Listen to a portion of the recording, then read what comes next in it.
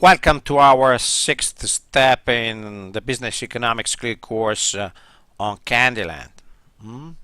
Today we are talking about international marketing.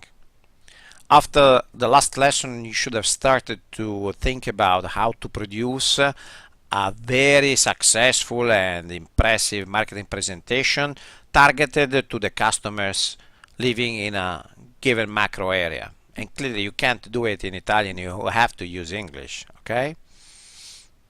But what is international marketing? Well, let me quote Professor Keegan, who defined international marketing as something which is basically a leveraged effort of all the company and trying to sell the product of the company to a given audience in the country, okay? Always keep in mind that a region, a country, an area is different from another. So if you apply your marketing principle to a global market, you can multiply your business, but you have always to consider the customers as being your number one priority. Always customers first. International marketing has a lot of opportunities, but is also risky business.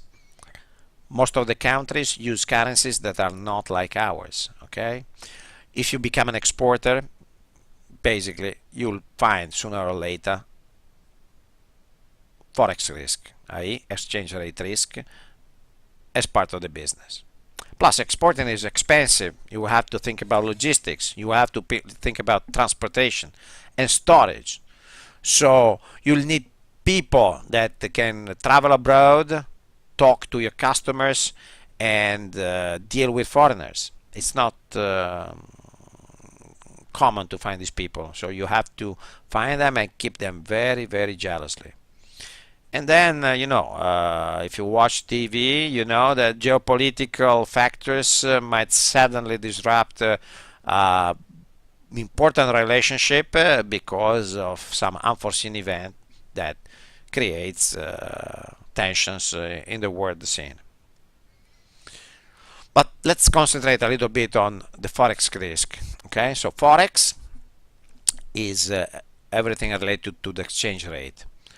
And when you close a deal that uses a different currency, you incur into forex risk. Why? Because exchange rates can vary dramatically. Most countries use the dollar as a basis for the transaction. So when they import, they might ask you to express your prices in dollars, not in euros. And you see, you have to take it into account. For example, today the euro-dollar exchange rate is around 1.2, which means that you need $120 to buy 1 euro.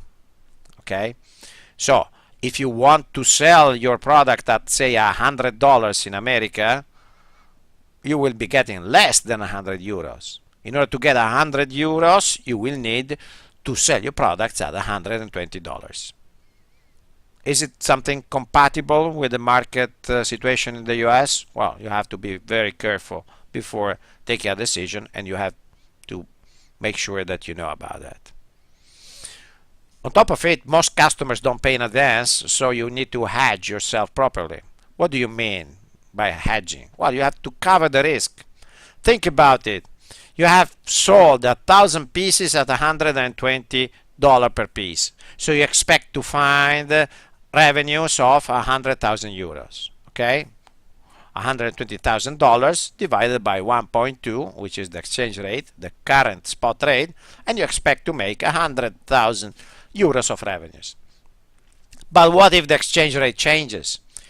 And in 3 months time, when the customer finally pays you, the exchange rate has moved from 1.2 to 1.3.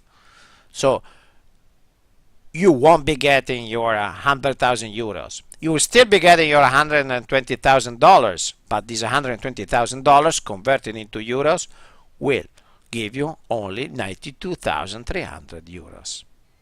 And losing 7.7 thousand euros is not what you want to.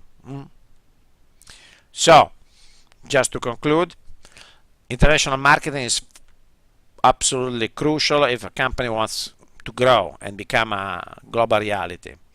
But it's more challenging than selling to domestic customers for a variety of reasons. Okay, every time you decide to go and try to sell abroad, you have to study the local characteristics of the market very well to understand the culture of the people that you're trying to target, and make sure that you hedge your forex risk, if any. Okay, and with this I'm over with the international marketing. We'll soon see each other for step 7 of our Candyland Business Economics CLIL course.